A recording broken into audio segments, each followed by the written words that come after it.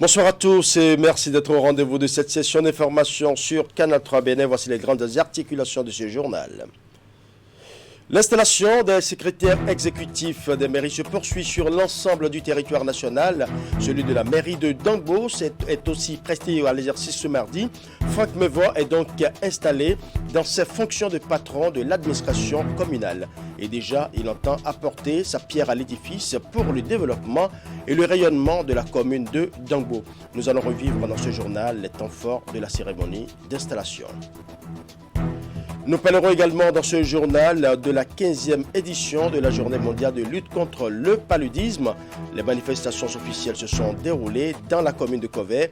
Les activités ont démarré par une marche verte organisée par les acteurs et les partenaires pour réitérer leur engagement à poursuivre le combat contre cette maladie. C'est une caravane pour l'élimination du paludisme. Nous recevrons également dans ce journal le responsable de Canal+ Bénin, Armel Guigma, sera sur ce plateau pour nous annoncer la prorogation d'une des offres de Canal+. Voilà pour les titres, mesdames et messieurs. À nouveau, bonsoir. Enfin, une bonne nouvelle qui va soulager dans l'organisation des funérailles. Comme vous le savez, en Afrique en général et au Bénin en particulier, la disparition d'un proche constitue bien souvent un casse-tête à cause des dépenses que cela entraîne. Aujourd'hui, la Poste du Bénin et NCAV Assurance se donnent la main pour soulager les personnes éplorées. C'est à travers un produit baptisé Post Assist. Comme l'indique son nom, ce produit permet d'assister financièrement à hauteur de 600 000 francs CFA le client qui a souscrit au projet en cas de besoin d'organisation des obsèques. Voici les détails sur ce nouveau produit dans ce reportage. Post Assist. C'est le nouveau produit que la Poste du Bénin, en partenariat avec NCAV Assurance, met à la disposition de ses clients et toute la population béninoise. C'est en effet la solution que propose la Poste du Bénin en tant qu'entreprise citoyenne aux coûts financiers inhérents à l'organisation des funérailles. L'opportunité est ainsi offerte à tout client de la Caisse nationale d'épargne d'y souscrire à partir d'un prélèvement annuel de 5 000 francs CFA. En cas de décès d'un proche, que ce soit le père, la mère, le beau-père ou la belle-mère, toute personne qui souscrit à Post Assist pour 5 000 francs par an dispose d'un capital garanti allant jusqu'à 600 000 francs CFA. N'est-ce pas là une opportunité à saisir?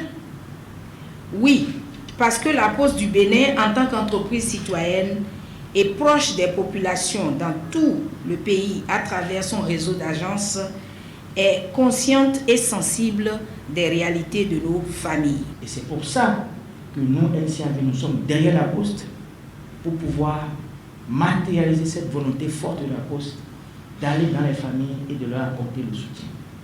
Ça veut dire que désormais, les usagers de la Poste qui vont avoir des situations difficiles de décès dans leur famille, pour ceux qui font des crédits dans vos structures, pour ceux qui ont leurs épargnes, désormais leur épargne est préservée parce qu'ils ne vont plus aller puiser dans ces épargnes pour pouvoir faire face aux dépenses funéraires qui sont là et que tout le monde va devoir subir.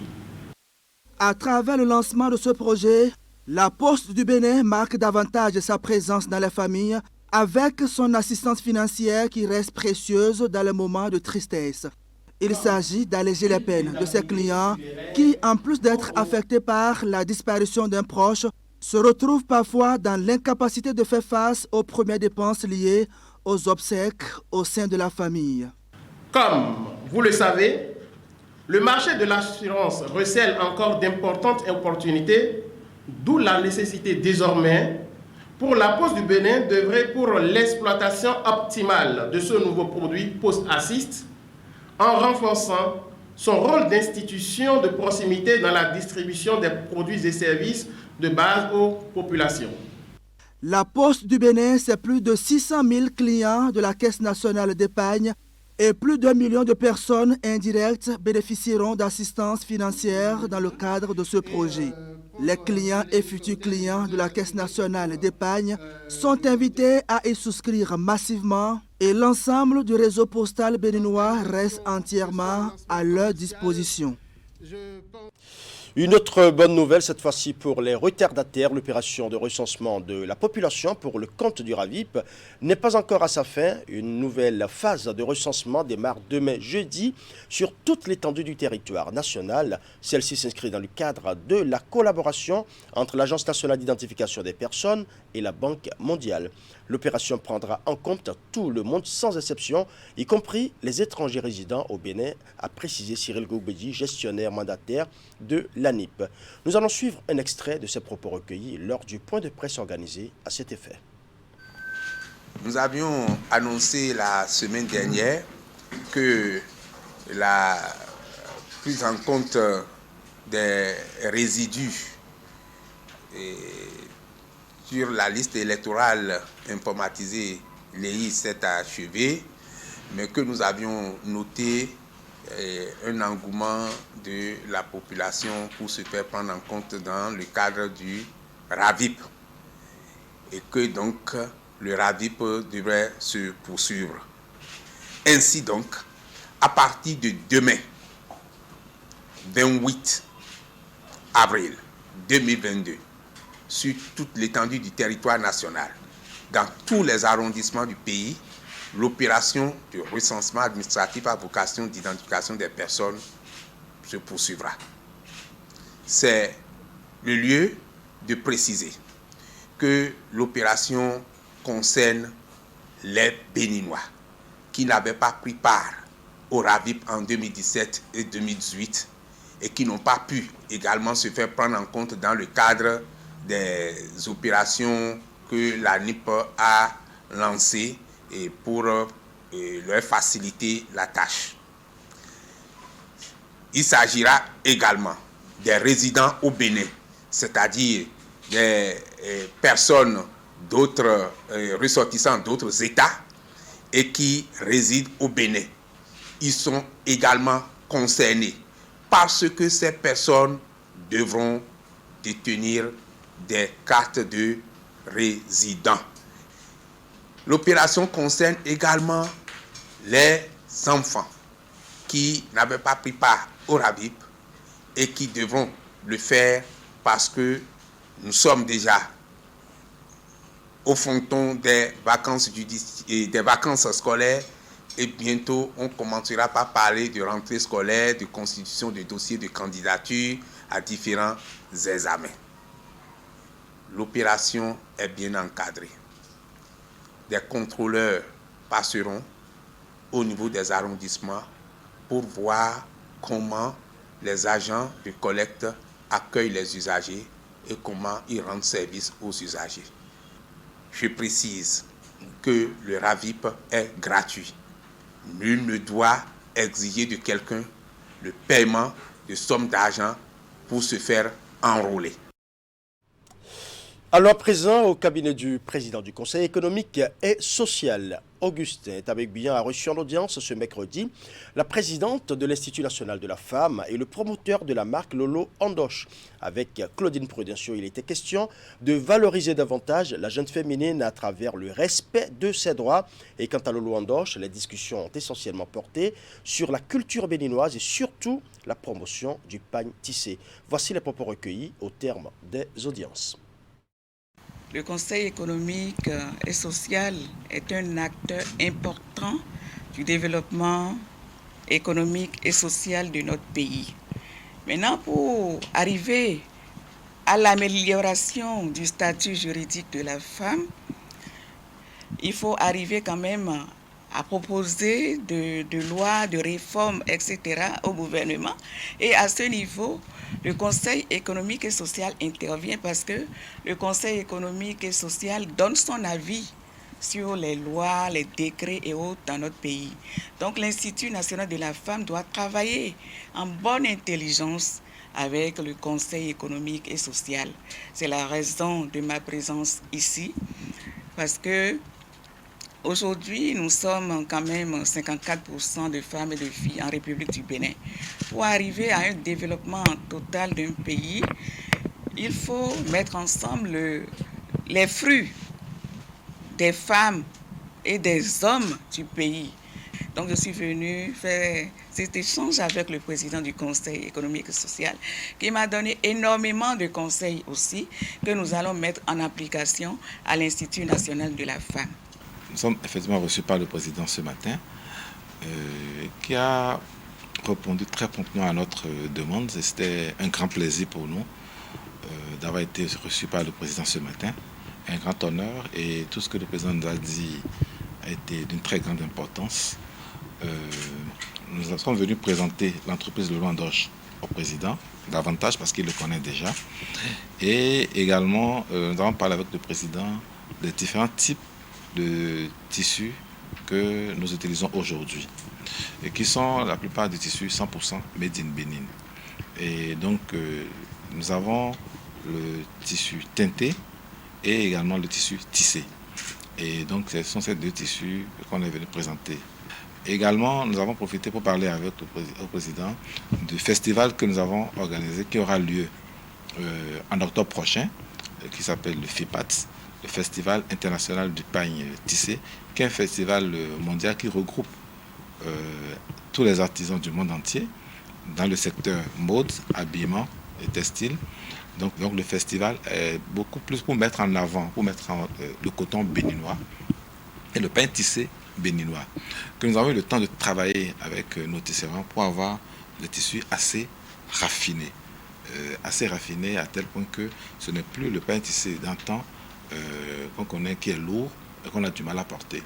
Oui, c'est assez léger pour faire tout type de tenue, que ce soit en chemise, que ce soit dans les ensembles, que ce soit en 3 pièces, même en costume si on veut. Eh bien voilà, nous allons à présent parler décentralisation avec l'installation du secrétaire exécutif de la mairie de Dangbo. Franck Mévor s'est aussi prêté à l'exercice qui a démarré depuis quelques jours dans toutes les communes du Bénin.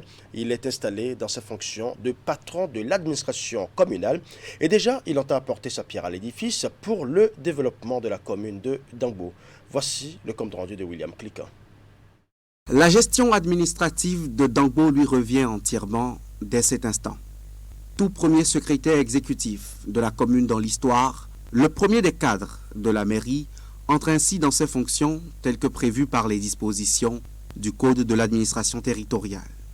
L'ambiance est bonne enfant et le cadre investi dans sa mission promet déjà collaboration fructueuse. Voudrais-je prendre l'engagement de faire don de ma modeste personne, d'apporter au quotidien tout mon savoir-faire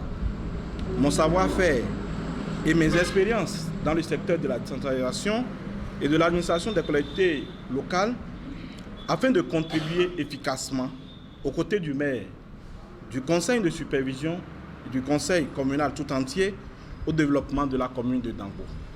Le secrétaire exécutif de Dangbo installé reçoit la bénédiction du maire de la commune et les recommandations de la première des responsables de collectivités décentralisées dans ce département.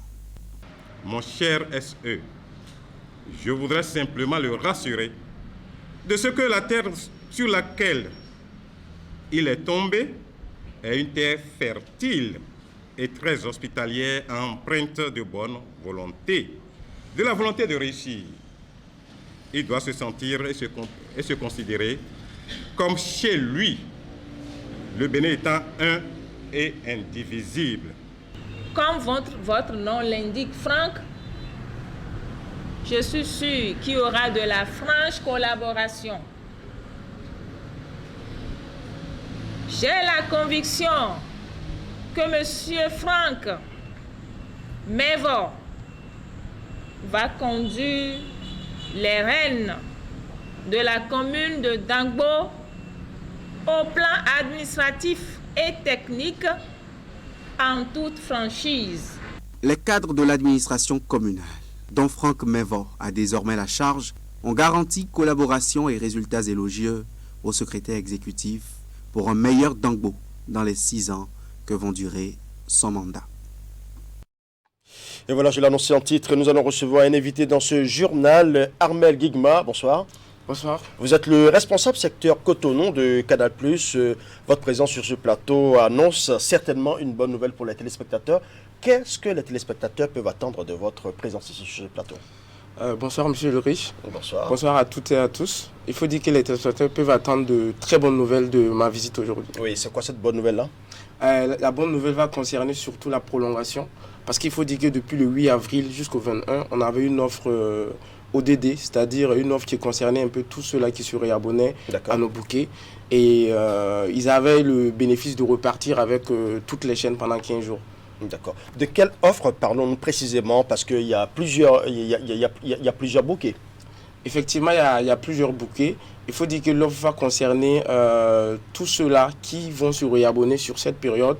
Et d'abord, je l'annonçais un peu que je suis surtout là pour annoncer la prolongation de l'offre. Il faut retenir que l'offre finissait normalement le 21 avril. Ouais. Mais heureusement, pour le bonheur de tous nos abonnés, de tout le monde, on a vraiment tenu à prolonger pour permettre à tout le monde de bénéficier. Parce qu'il faut dire qu'il y a beaucoup qui touchent un peu vers la prolongation dure combien de jours? La prolongation va durer jusqu'au 30. Jusqu'au 30 avril, voilà. 30 avril. Voilà. Donc aujourd'hui, on est le 27. Ouais. Vous avez encore 3 jours. Ouais, encore 3 jours. Voilà. Donc 3 jours encore pour se réabonner. Et quel type d'abonnement faut-il faire? L'abonnement de 5 000, de 10 000 ou plus? Donnez-nous un peu plus de détails sur le type d'abonnement qu'il faut faire pour bénéficier de cette offre. D'accord. Déjà, pour bénéficier de l'offre, il suffit juste de vous réabonner soit à la formule Access qui est à 5 000 francs, soit à la formule Évasion, ou soit à la formule Évasion plus Access plus ou Évasion ou Access plus ou Évasion plus, et vous repartez avec toutes les chaînes pendant 15 jours. Ouais. Voilà. Il faut dire que toutes les chaînes, c'est le bouquet haut de gamme de Canal+, et ce bouquet-là comporte toutes les chaînes et au prix de 40 000.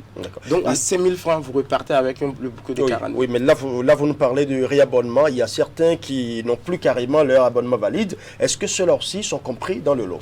Merci de le préciser. Il faut dire que l'offre concerne tout le monde. Donc que ton abonnement soit actif ou échu, il suffit juste de te réabonner à une formule de 5 000, 10 000, 15 000 ou 20 000 et tu repars avec la formule de 40 000 francs pendant 15 jours. D'accord. Pendant que vous êtes là actuellement, je vais en profiter pour vous demander à combien s'élève aujourd'hui l'abonnement et surtout l'achat du décodeur et de l'antenne parabolique. Il faut dire qu'aujourd'hui, le prix du décodeur est à 5 000 francs, le décodeur. Rappelons que la parabole et les accessoires sont toutes offertes. Et la formule d'entrée, c'est à partir de 10 000 francs. Ouais. Donc aujourd'hui, il vous suffit d'avoir 15 000 francs. À partir de 15 000 francs, vous pouvez avoir le décodeur avec un abonnement de 10 000 francs. Mais il faut noter que l'abonnement dépend vraiment de ce que vous aimez regarder. Ouais. Donc il faut dire que sur les lieux, vous allez vraiment voir nos commerciaux là, qui vont vous poser beaucoup de questions pour comprendre ce que vous aimez, pour pouvoir vous proposer la formule. Pour orienter. Voilà, mais le décodeur est à 5 000 francs. La formule maintenant dépendra de vos goûts. D'accord. Et bien, on sait que bientôt ce sera les examens. Est-ce qu'il y a un programme spécial pour aider les enfants à mieux réviser? Parce que les parents aiment bien laisser les enfants regarder la télévision. Mais aujourd'hui, est-ce que vous avez un programme en cette période-là de veille des examens pour permettre aux enfants de mieux réviser? Effectivement, on aura les examens, je pense, en juin. Ouais. Et également, il y aura les vacances. Donc, il faut noter que pendant ces vacances-là, nous avons depuis un certain temps lancé une chaîne qu'on appelle Nathan TV. Ouais. C'est une chaîne aujourd'hui qui est vraiment aimée par les enfants, aimée par les parents et même les enseignants. Et c'est à partir de l'abonnement de 5 000 francs. Donc, avec cette formule-là, les parents peuvent, même avec les enfants à la maison, veiller à ce que les enfants puissent continuer à réviser les cours. Voilà. Bientôt, Ramadan, qu'est-ce que Canal+ offre à toute la population, à tous ses abonnés en cette veille de Ramadan? À cette veille de Ramadan, ce qu'on offre, c'est surtout le fait de permettre à tout le monde d'aller regarder toutes les chaînes. Parce qu'il faut dire que normalement, la promotion, comme je le disais, finissait le 21. Ouais. Mais là, on est en période de Ramadan. On sait que la plupart des musulmans sortent de leur jeûne. Ouais. Donc, il faut leur permettre de festoyer dans la joie. Dans la gaieté, oui. Voilà, dans la gaieté. Donc, voilà pourquoi on a prolongé un peu l'offre là, pour leur permettre de fêter avec Canal+. Voilà. Rapidement, un appel aux abonnés, ceux qui nous suivent actuellement et qui voudraient aussi se réabonner. Un message?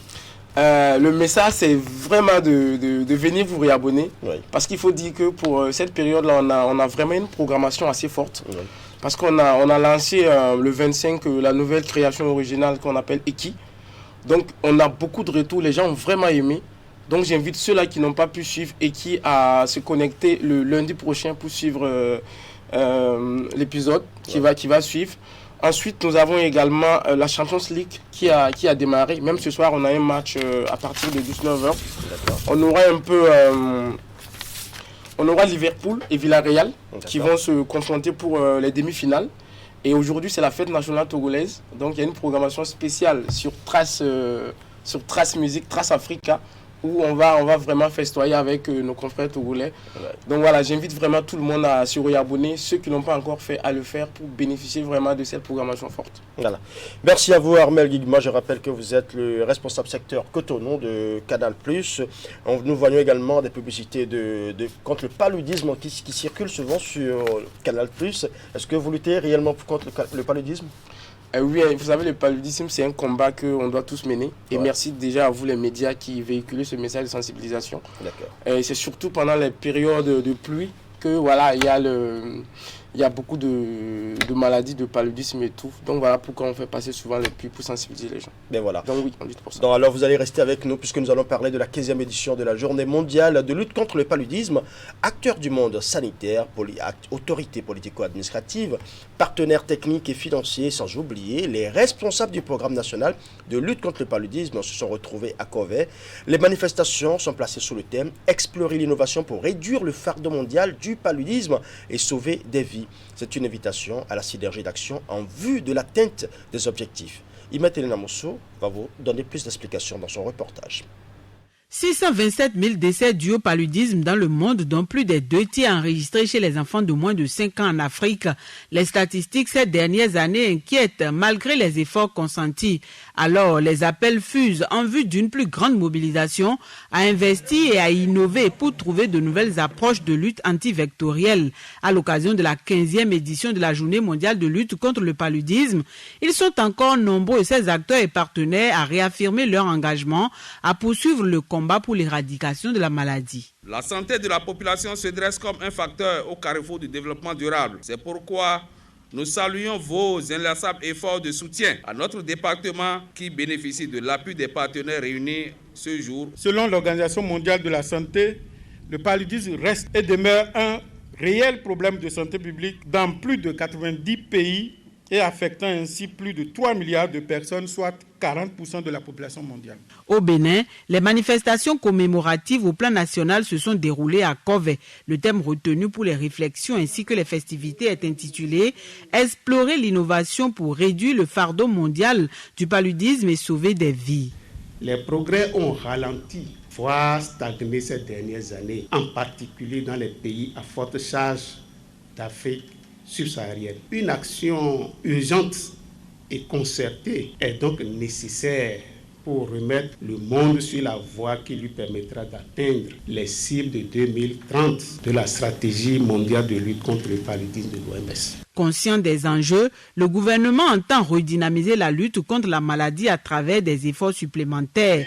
L'exécutif s'est fixé comme objectif de déployer dans un bref délai les premiers vaccins contre le mal, intensifier la distribution des moustiquaires imprégnés à longue durée d'action. Ce plan est soutenu par les partenaires techniques et financiers. Dans cet état d'esprit, les partenaires techniques et financiers soutiennent le gouvernement de la République du Bénin dans la réalisation de son ambition exprimée qui est d'accroître durablement le bien-être social des populations à travers l'amélioration de l'accès des populations aux services sociaux de base. Le thème de cette année vient à point nommé car il nous invite à davantage d'innovation dans nos stratégies et approches d'intervention en matière de lutte contre le paludisme. C'est en soutenant continuellement la recherche et en déployant à grande échelle les stratégies innovantes que le Bénin sera mieux armé pour avancer sur la voie de l'élimination totale du paludisme d'ici à l'an 2030. À la suite des différentes interventions, organisateurs, partenaires et autres invités se sont dirigés vers les stands. Il faut préciser que les manifestations de Covey précèdent la 15e de la mobilisation sociale contre le paludisme qui va démarrer dans quelques jours. Plusieurs activités sont prévues pour se dérouler sur la période. Elles seront menées un peu partout dans le pays. Restons dans le cadre de la lutte contre le paludisme avec les acteurs et partenaires qui se sont une fois encore engagés pour combattre cette maladie à travers une marche verte organisée dans le cadre de la 15e édition de la Journée mondiale de lutte contre le paludisme. Ils ont réaffirmé leur engagement à poursuivre la lutte. Cette caravane organisée à travers la ville de Kové se veut un plaidoyer pour l'élimination du paludisme au Bénin. On retrouve Imet Hélène Amosso.